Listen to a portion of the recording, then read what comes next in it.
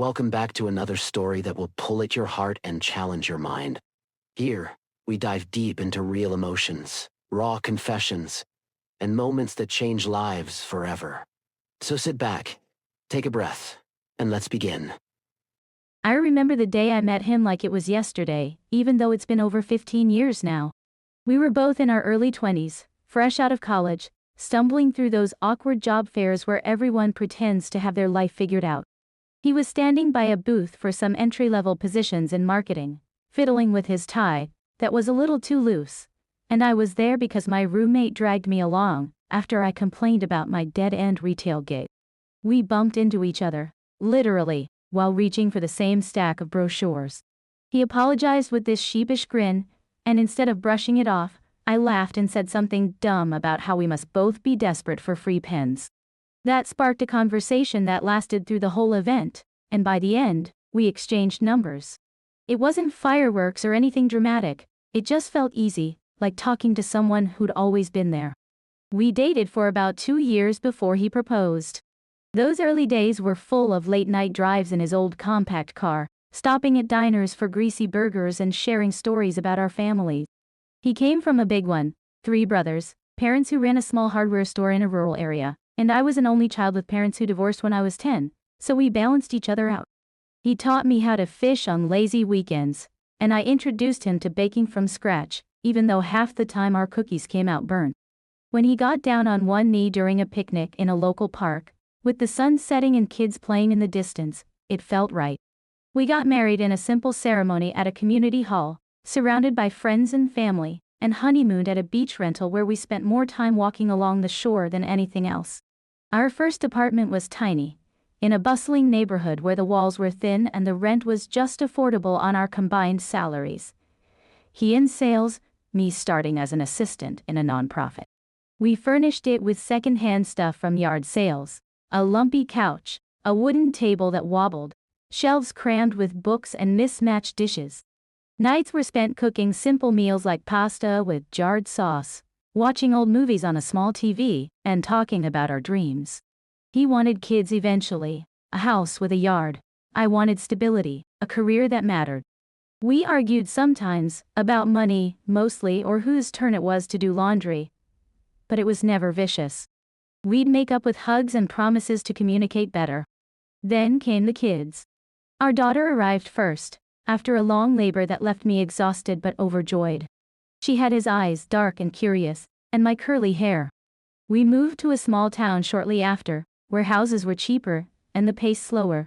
He got a promotion that let him work from home part-time, and I took maternity leave before going back part-time to my job. Our son followed 2 years later, a surprise but a welcome one.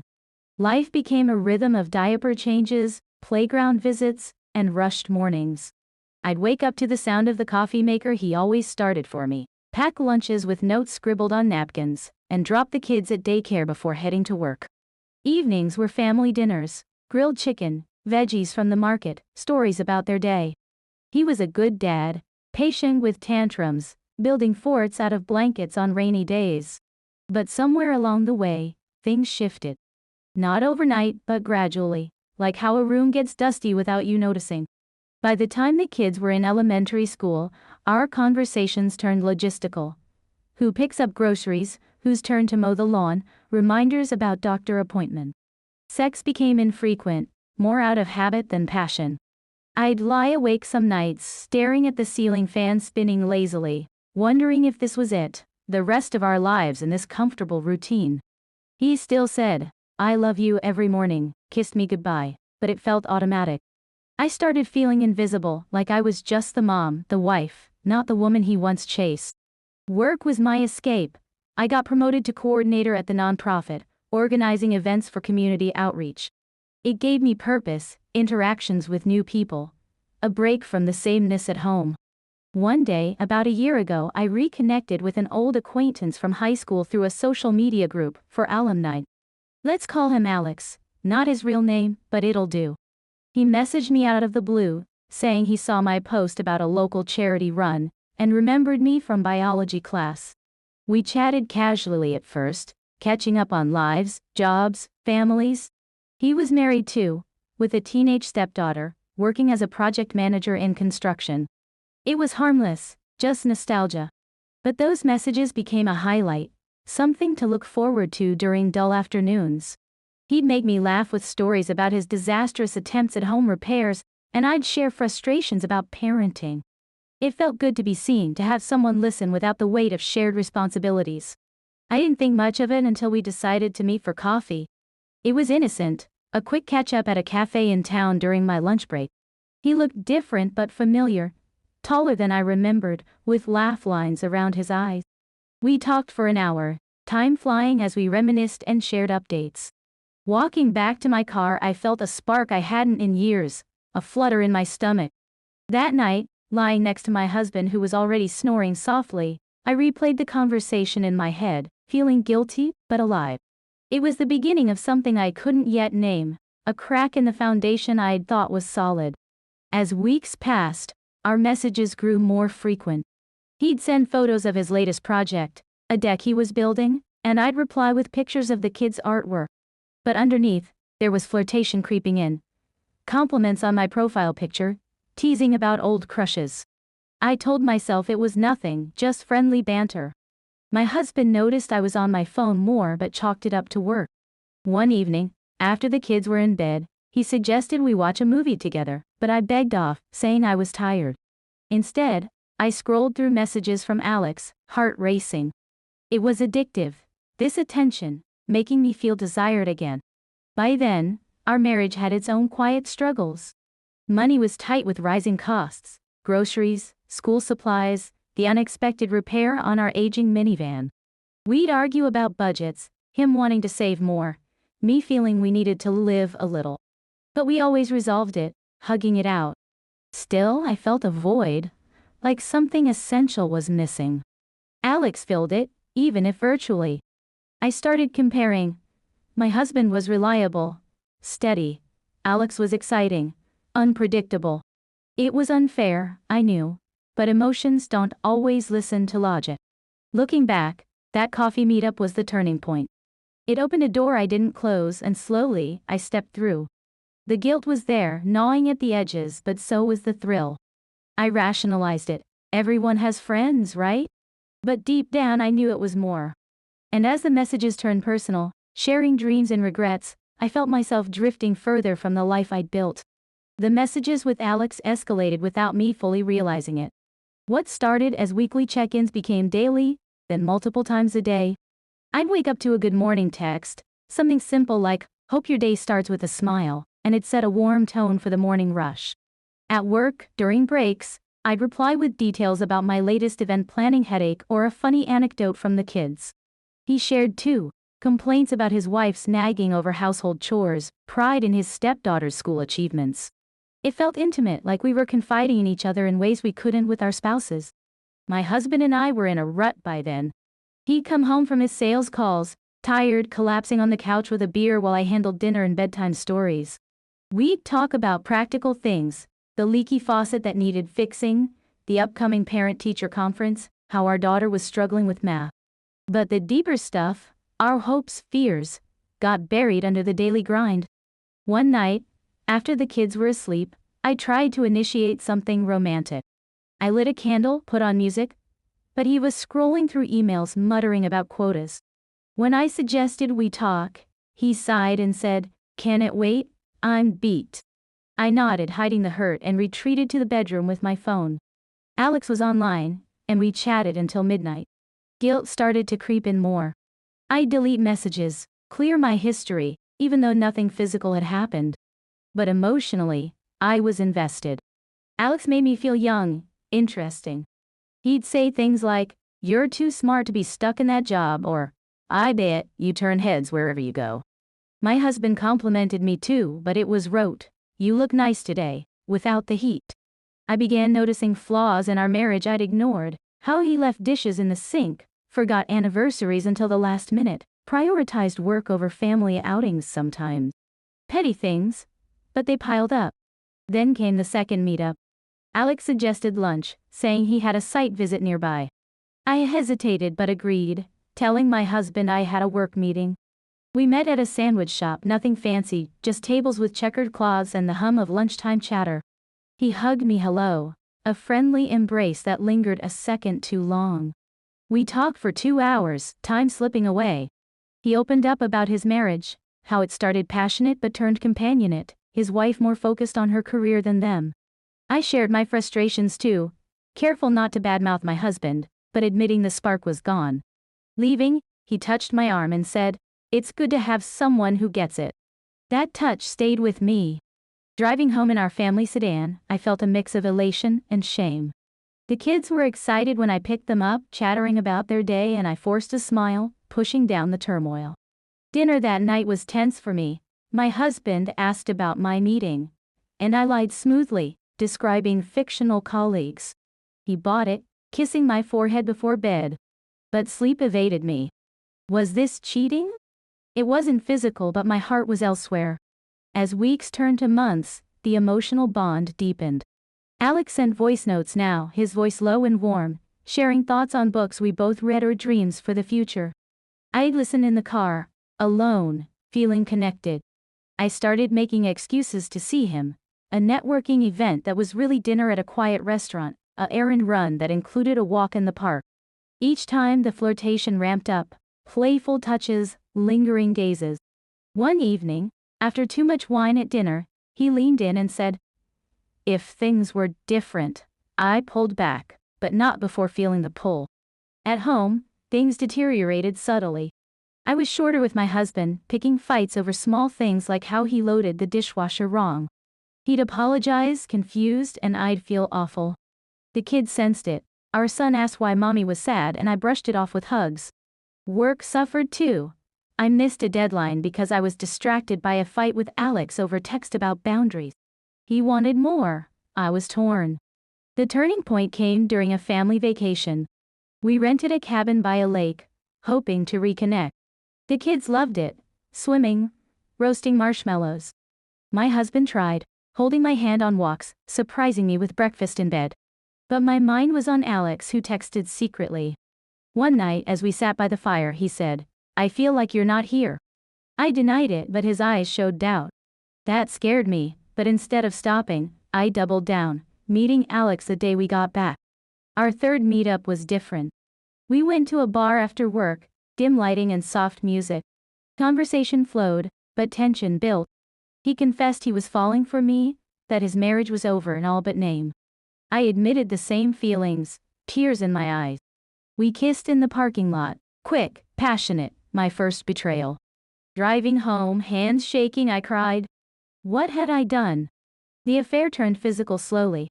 Stolen moments, lunch breaks in his truck, evenings when I claimed overtime. Each time, the high was followed by crashing guilt. I'd come home to my family, hug the kids extra tight, make love to my husband out of remorse. But the lies multiplied, fake receipts, alibis from friends. Alex pushed for more, talking about leaving our spouses, but I resisted, loving my life yet craving the escape. Psychologically, it wrecked me. I'd stare in the mirror, seeing a stranger. Therapy crossed my mind, but admitting it aloud terrified me. My husband noticed changes, weight loss, irritability.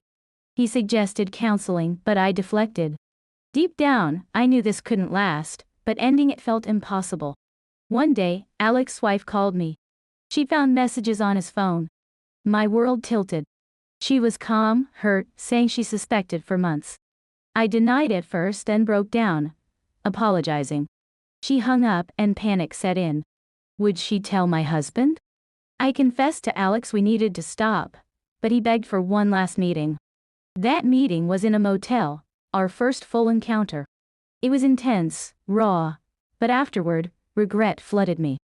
As I dressed, he talked future, but I saw the mess.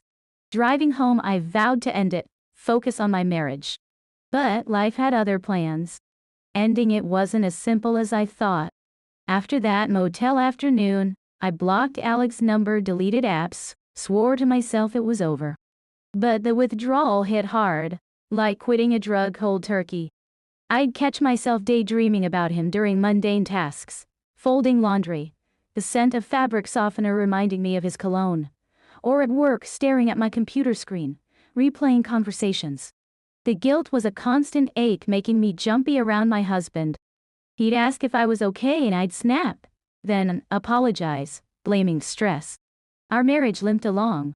I tried harder, planning date nights like cooking his favorite steak dinner with candlelight or surprising him with tickets to a local baseball game. He appreciated it, pulling me close, saying we needed more of this. Sex improved too, more frequent and tender. But in quiet moments, doubt lingered. Did he sense something? His touches felt searching, like he was reassuring himself. The kids were my anchor. Our daughter, now 8, started ballet classes, twirling in her tutu after practice, demanding we watch. Our son, 6, obsessed with building blocks, creating towers that inevitably collapsed, teaching me about fragility. I'd read them bedtime stories, voices cracking on happy endings, wondering if ours would hold. But Alex didn't fade easily. 2 weeks later, he emailed from a work address, pleading to talk. I ignored it, but curiosity won. We met in a park, benches under shady trees, families picnicking nearby. He looked wrecked, bags under eyes, voice hoarse. Said his wife wanted separation, blamed me. I felt responsible, tears flowing as I said it was over. He grabbed my hand, begging, but I pulled away, walking off with resolve. That resolve cracked. A month later, during a rough week, husband traveling for work, kids sick with colds, I unblocked him. One message led to another, then a call. The cycle restarted, but sneakier. Burner app, meetings in out-of-town spots. The sex was urgent, fueled by risk, but emotional too, whispered confessions of love. Psychologically, I unraveled. Sleepless nights led to anxiety attacks, heart pounding in the grocery store, convinced someone knew. I researched online, signs of emotional affair, how to stop cheating. Articles said confess or cut ties, but fear paralyzed me. What if confession destroyed everything? My husband was a good man, he didn't deserve this. Twist came unexpectedly. During a routine checkup, my doctor found a lump. Biopsy confirmed benign, but the scare shook me. Waiting for results, I imagined telling my family, regretted wasting time on Alex. I ended it again, this time for good, focusing on health. But life threw another curve. My husband got laid off, company downsizing. He was devastated, job hunting frantically. I supported him, but stress mounted, bills piling, savings dipping. Arguments escalated over money, him withdrawn, me resentful for carrying more. In vulnerability, closeness returned. Late nights we'd talk honestly, his fears of failure, my exhaustion. It was raw, connecting us deeper than before. I almost confessed but held back, scared it'd break him. Then, Alex reappeared. He showed up at my work, flowers in hand, saying he left his wife. Colleagues stared, I panicked, ushering him out. In the parking lot he professed love, wanting us together. I refused, angry, but he persisted, following me home one day. My heart raced as I spotted his car in the rearview. That night, I told my husband part truth, an old friend harassing me. He comforted me, suggesting a restraining order if needed. Guilt surged, I'd brought this. The affair's aftermath lingered. I sought therapy secretly, unpacking childhood issues from my parents' divorce, how it made me fear abandonment, seek validation elsewhere. Therapists said infidelity often stems from unmet needs, advised communication. I tried. One evening, kids asleep, I said, I feel like we've drifted. He agreed, admitting he'd felt distant too, buried in work. We promised effort, weekly dates, no phones at dinner. But secrets festered. Alex texted threats, not violent, but emotional blackmail, saying he'd tell if I didn't meet. I ignored, changed numbers. Climax built when my husband's phone buzzed late one night. He checked, face paling. Who's Alex? He asked, showing the message from an unknown number, details of our affair. Confrontation was quiet, not yelling. He sat, hurt in eyes, asking why. I cried, confessed everything, emotional start, physical turns, endings and restarts. He listened, tears silent, then left for a walk. He returned hours later, slept on couch. Next days were tense, polite for kids, but cold. He said he needed time, suggested separation. Heartbroken, I agreed, moving to guest room. Kids confused, asking why daddy was sad. I deflected, hating myself. Therapy helped, but damage done. We co-parented, but intimacy gone. Twist. During separation, he revealed his own emotional fling years ago, with a coworker, never physical. He'd ended it, guilty, recommitted. It explained his patience but also resentment. We tried counseling together, unpacking betrayals. Progress slow, trust fractured. Counseling was a lifeline but brutal. Our therapist, a soft-spoken woman in a cozy office with plants and tissues, made us dig deep. First sessions were awkward, sitting on opposite ends of the couch, avoiding eyes. She'd ask open questions. What led to the distance? My husband spoke first, voice steady but pained, about how his layoff emasculated him, how he'd withdrawn long before. I admitted my loneliness, the validation from Alex filling voids. We revisited histories, his chaotic family teaching self-reliance, my divorced parents making me insecure. She assigned homework, date nights without kids, daily appreciation. We complied mechanically at first, a walk in the neighborhood, complimenting each other's parenting. But slowly, it thawed. One night, over takeout pizza, we laughed about old memories, tension easing. Alex faded. I blocked all contact, reported harassment to police for peace. His divorce finalized, but he moved on, or so I heard through mutuals. As trust rebuilt, unexpected events tested us. Our daughter broke her arm at school, playground fall. Hospital rush united us, holding her hand, alternating shifts. In waiting room my husband squeezed mine, saying, "We'll get through." It felt genuine. Financially he found freelance work easing strain. I got a raise, contributing more. We budgeted together, no arguments. But twists kept coming. During a session he confessed more. His emotional affair wasn't just once, it lingered, though ended before mine started. Details hurt, like mine to him, but we processed. Therapists said mutual betrayal could bond if forgiven. Forgiveness wasn't linear. Some days, anger resurfaced. I'd cry alone, questioning worth. He'd retreat, working late. But we communicated, unlike before. Kids adapted, we explained mom and dad working on things, kept routines stable. Family game nights helped, laughter healing. Then, a bigger twist. I discovered I was pregnant. Unplanned, from reconciliation sec. Panic hit, timing uncertain, but math pointed to husband. Test confirmed, he was ecstatic, seeing it as fresh start. I was terrified, hormones amplifying doubts.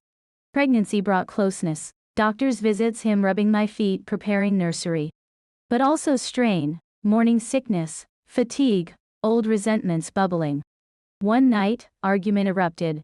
He accused me of emotional absence. I threw his past back. He stormed out, staying with a friend. Separation loomed again. But he returned next day, apologetic. We talked hours, deciding to commit fully or end. Chose commit, with boundaries. Full transparency, no secrets. Life normalized-ish. Baby arrived, a boy healthy with my eyes. Holding him, we cried, vowing better. Postpartum was hard, sleep deprivation, blues. Husband stepped up, taking leave, supporting. Therapy continued, addressing new dynamics. Reflecting, infidelity shattered but rebuilt us stronger, more aware. No fairy tale but real. Messy, evolving. Counseling was a lifeline, but it was brutal in its honesty. Our therapist had this way of probing without judgment, her office filled with books on relationships, and a faint scent of lavender from a diffuser. We'd arrive separately at first, tension thick as we settled on the couch. She'd start with check-ins, how was the week? My husband would go first, describing his freelance gigs, cold calls, proposals, and how rejection echoed his fears from the layoff. I'd share work updates, kid anecdotes, but skirt the emotional minefield. As sessions progressed, we delved into the affairs. He asked questions I dreaded, how it started, why Alex. I explained the loneliness, the compliments that made me feel valued. It hurt him, visibly. He'd clench his jaw, eyes glistening, but he listened. In turn, he detailed his fling, emails with a coworker during a rough patch after our son's birth, when I was postpartum depressed. It was emotional support, flirtatious, but not physical. He'd ended it when guilt overwhelmed, but never told me, thinking it'd pass. The mutual confessions leveled the field. Therapists said it's common, cycles of disconnection leading to seeking elsewhere. We explored patterns, my avoidance from childhood trauma, his stoicism from family expectations. Homework included journaling feelings, sharing one daily. Outside therapy, life intruded. Our daughter's arm break was a wake-up.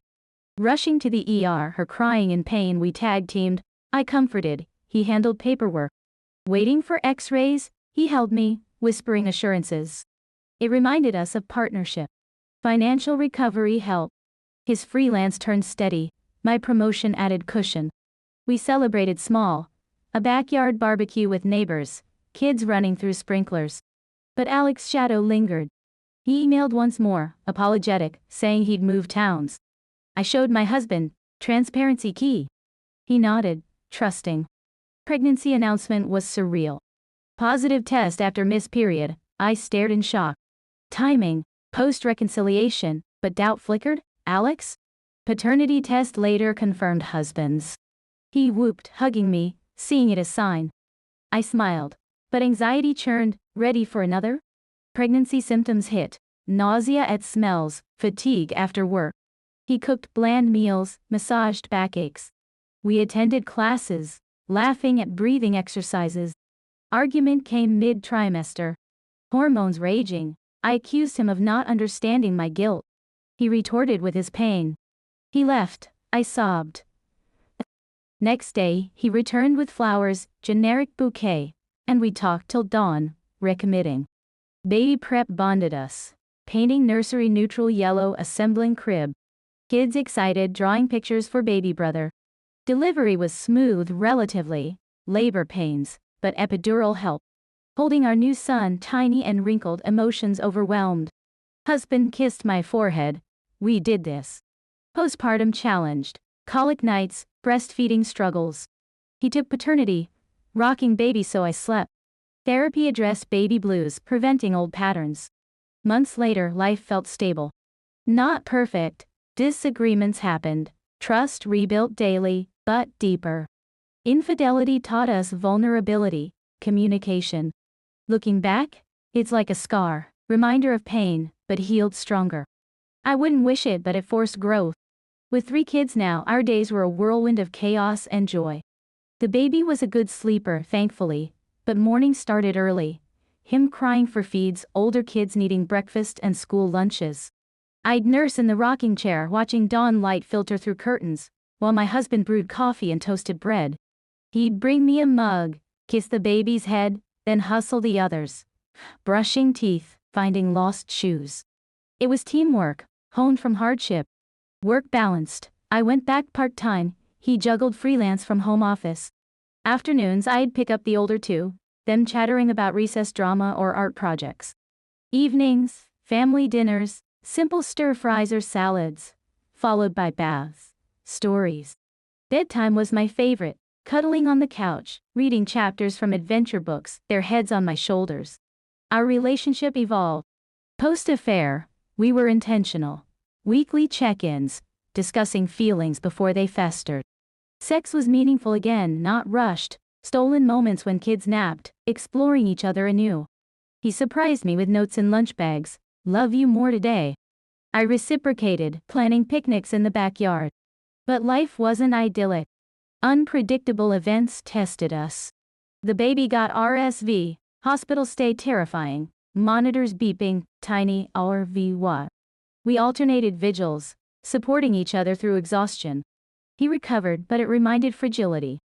Another twist, my husband's father had a stroke. We drove to visit, hours in the sedan, kids entertained with games. At the hospital, seeing his dad weak shook him. I held his hand, listening to regrets about distant relationship. It prompted him to call more, mend bonds. Psychologically, I continued therapy solo, addressing lingering shame. Group sessions online with others who'd cheated helped. Stories of redemption, relapse. It normalized my experience, reduced self-loathing. One day, Alex contacted via LinkedIn, professional, apologizing, wishing well.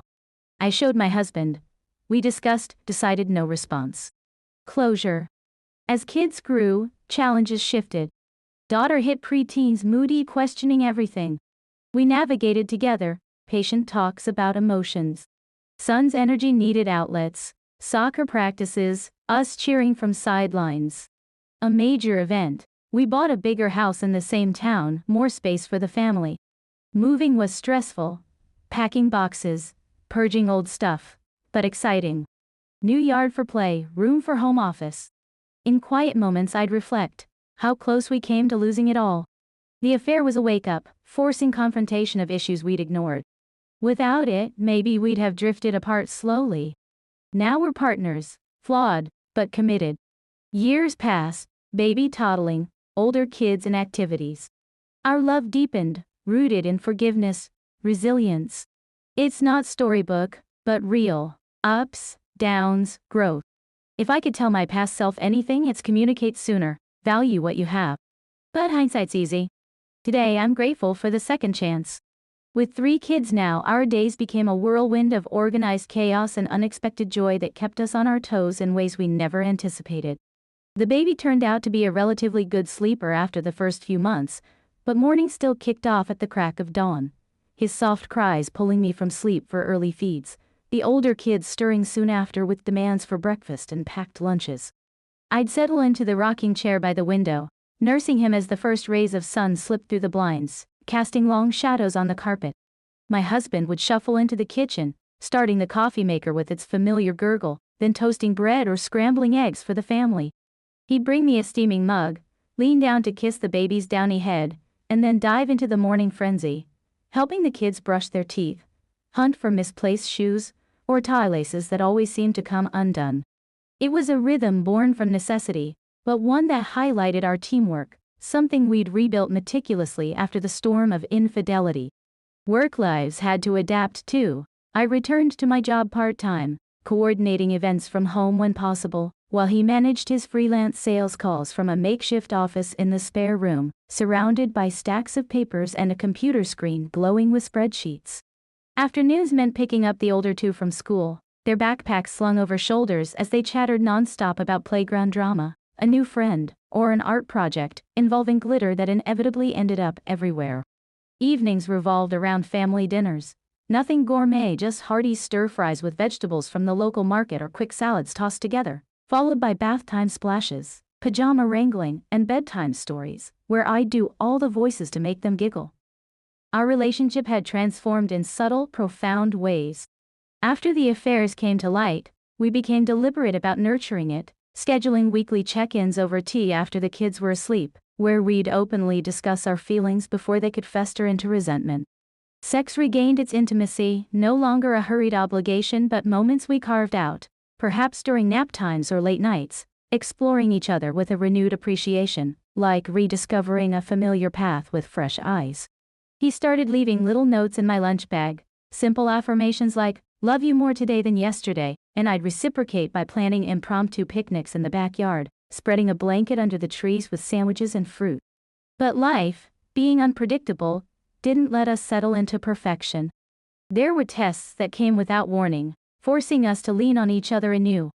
When the baby contracted RSV at just 6 months old, it was a terrifying ordeal, a sudden fever, labored breathing that sent us rushing to the emergency room in the middle of the night. The hospital was a blur of beeping monitors, nurses in scrubs, and a tiny IV in his arm that made my heart ache. We alternated shifts by his bedside, one sleeping in the uncomfortable chair while the other held his hand, whispering comforts. He pulled through after a few days, but the experience left us raw, reminding us of life's fragility and how quickly everything could change. Another curveball hit when my husband's father suffered a stroke out of the blue. We packed the sedan for a long drive to the hospital, the kids entertained with travel games and snacks to distract from the worry. Seeing his dad in the bed, tubes and machines everywhere, weak and confused, shook my husband to his core. He opened up on the drive home about regrets, how their relationship had always been distant, calls too infrequent, visits postponed. It prompted him to make changes, weekly phone calls, planning family trips to bridge the gap. I supported him through it, listening without judgment, just as he'd done for me. On a personal level, I kept up with individual therapy sessions where I'd unpack the lingering shame from my actions, exploring how my parents' divorce had instilled a deep-seated fear of abandonment that drove me to seek validation elsewhere. I even joined an online support group for people who'd experienced infidelity, hearing stories of redemption and occasional relapse that made me feel less isolated, more human in my flaws. It helped normalize the journey, reducing the self-loathing that sometimes crept back in quiet moments. One afternoon, Alex reached out via a professional networking site. His message, polite, apologetic, wishing me well and mentioning how he'd moved on with his life. I showed it to my husband immediately, transparency being our cornerstone now, and we discussed it calmly over dinner. We decided no response was needed. It was closure, a chapter firmly closed. As the kids grew, new challenges emerged that kept us evolving. Our daughter, entering her preteen years, became moody and questioning, pushing boundaries with eye rolls and why to every request. We navigated it together, having patient talks about emotions and independence, drawing from our own lessons in communication. Our middle son channeled his boundless energy into soccer, with us attending practices and games, cheering from the sidelines under sunny skies or drizzling rain. The baby, now toddling, added his own brand of mischief, pulling books from shelves, babbling demands that made us laugh. Then came a positive shift. We saved enough to buy a bigger house in the same small town, one with more bedrooms and a spacious yard for the kids to run free. The moving process was stressful, packing endless boxes, purging old toys and clothes that held memories, but it felt like a fresh start. We painted walls in soft colors, assembled furniture late into the night, and celebrated with a housewarming barbecue for neighbors, the smell of grilled burgers mingling with children's laughter. In reflective moments, often while watching the kids play or lying awake beside my husband, I'd think back on how close we'd come to losing it all. The infidelity had shattered our foundation, but in rebuilding, we'd made it stronger, more resilient, with deeper roots in honesty and empathy. It wasn't a fairy tale ending, no grand gestures or eternal bliss, but a real lived-in love, full of messiness, growth, and quiet victories. If I could whisper to my past self, it'd be to communicate sooner, to cherish the steady flame rather than chase fleeting sparks. But hindsight is always clearer, and today, I'm profoundly grateful for the second chance we forged, one unpredictable day at a time. Every story leaves its mark, and this one is no different. If it touched you, made you think, or stirred something inside, don't forget to subscribe and join us for more. Until next time, take care of your heart.